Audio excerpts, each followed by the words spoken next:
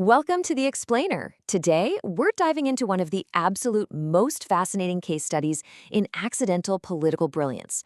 We're going to map out Princess Mia's desperate, high-stakes quest to just avoid the guillotine. And what makes this so incredibly captivating is that her survival strategy, it isn't built on grand, sweeping reforms. Oh no. It's built on a series of seemingly trivial, honestly kind of selfish actions that somehow cascade into these massive, empire-saving triumphs. Seriously, how did a single lost hairpin save an entire empire from starvation? It sounds completely absurd, right? Well, that's exactly what we're about to break down. By tracking this one tiny little event, we're going to see the massive scale of a domino effect that literally rewrote the history of the Tirmun Empire. Section 1. Into the Lulu Forest, Accidental Diplomacy. Okay, so there is some incredible dramatic irony at play right from the start here. Internally, Mia is venturing into the dangerous Lulu Forest at night simply because she dropped a hairpin. In her own words, she just really hates losing things. She's literally panicking. But look at how her guards, Dion and Ludwig, perceive this. They absolutely believe she's executing this bold, meticulously calculated diplomatic mission to secretly negotiate with the local tribe and pull back the imperial troops. They're looking at her like she's this fearless leader stepping right into enemy territory. So Mia is confronted by the furious chief of the Lulu tribe. Things are incredibly tense. It's not looking good. But then, the chief spots the hairpin Mia is looking for and completely freezes. He recognizes it. He says, "This hairpin was a gift to my wife and then passed to my daughter." Yep, the hairpin Mia lost actually belonged to the chief's deceased daughter. And here is the absolute kicker. Mia got that hairpin earlier from a starving girl she saved in the slums, who, as it turns out, is the chief's granddaughter.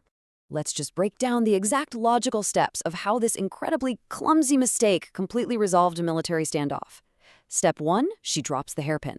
Step 2, she goes to retrieve it and blunders right into the tribe. Step 3, the hairpin proves her prior kindness to the chief's granddaughter. And finally, step 4, because she saved his kin, the chief instantly trusts her. Boom! She secures a completely bloodless peace treaty. Not a single drop of blood was shed, all because she was just annoyed about losing a hair accessory. Moving right along to Section 2, Claiming the Forest, the Emperor's Misunderstanding. Now, the really crucial point here is how her actions are just constantly reinterpreted by everyone around her. Mia goes to her father, the Emperor, with a super simple request. She asks to make the Lulu Forest her direct territory. Why? She literally just thought it was a nice forest and wanted to protect it. That's it. But the Emperor, he views this as a brilliant, cutthroat political masterstroke. He fully believes Mia is actively manipulating her political rivals by strategically stripping land away from a troublesome noble, Count Berman. Just look at how quickly this all compounds. Day 1, Mia claims the forest. By day 2, the Emperor is so unbelievably impressed by her strategy that he mandates the creation of Princess Town right near the forest. Day 3, the Emperor forces Count Berman, the guy whose territory it originally was, to completely fund a new castle for Mia straight out of his own pocket. And by day 4, Mia uses this newly gifted, totally free city to plan the construction of a brand new school. I mean, she secured a forest and somehow ended up with a city funded entirely by her enemies.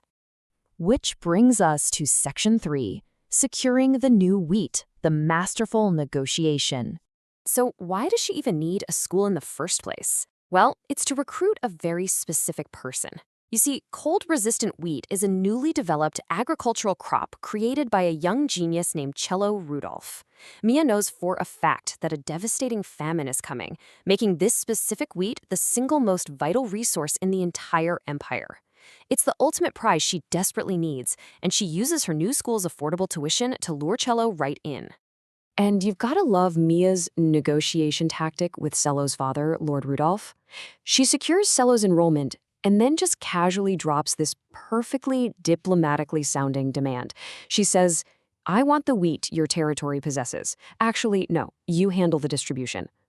Outwardly, she sounds super commanding, but trusting, right? Internally, she literally just thinks managing grain logistics is way too much work, and she just wants to dump all that labor on someone else. But think about how Lord Rudolph actually interprets her laziness. What he hears is, "This is an order from the imperial princess. Do it." He knows that if he, a lowly noble, gives away food during a massive famine, other greedy aristocrats are absolutely going to attack him for it. But by explicitly ordering him to distribute the wheat in her name, Lord Rudolph views Mia's sheer laziness as this incredible genius shield. He firmly believes she is brilliantly and mercifully using her royal authority to protect his family from political backlash. Okay, let's just summarize the massive, compounding political victories Mia just achieved entirely by accident. She secures cello for her new school, she gains full access to the life-saving cold-resistant wheat, she forces the Rudolph family to handle all the grueling manual labor of the actual distribution, and the absolute best part? Because it's distributed in her name, she gets 100% of the public credit for saving the starving masses of the empire. It is just a total masterclass in failing upward. Section 4. A Fate Rewritten. So Mia carries this blood-stained diary around with her. It's a terrifying artifact from her original timeline that chronicles her gruesome execution at the guillotine. But after securing the wheat and the peace in the forest, she finally checks it. And the blood-stained diary goes completely blank. The pages chronicling her death just vanish. This is it. This is the ultimate proof.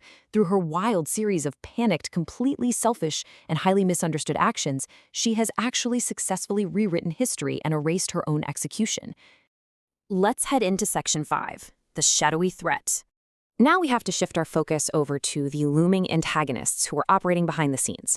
These shadowy figures have been meticulously crafting a revolution to just completely destroy the empire. But their engineered famine plot, completely thwarted by Mia securing that new wheat, their scheme to cause political division between Mia and Prince Sion, totally failed because her reputation is now practically flawless. They look at all of this and realize their entire overarching master plan against the empire has been completely dismantled by this supposedly genius princess. Because they honestly believe they're up against this mastermind strategist who's constantly playing 4D chess and staying 10 steps ahead of them, they're forced to just completely freeze their plans against the Tearmoon Empire. Their new directive is simply target changed. They're literally backing down because they are terrified of her. Which leaves us with this final, really provocative thought to wrap up our explainer today. The revolution has packed its bags and moved on to a completely new victim. So who exactly is the new target? And honestly, more importantly, as Princess Mia continues to just stumble her way through her luxurious life, what sinister, shadowy plot will the genius princess accidentally foil next? I really hope this breakdown helped you grasp just how wonderfully complex and downright hilarious the domino effect of Mia's survival really is.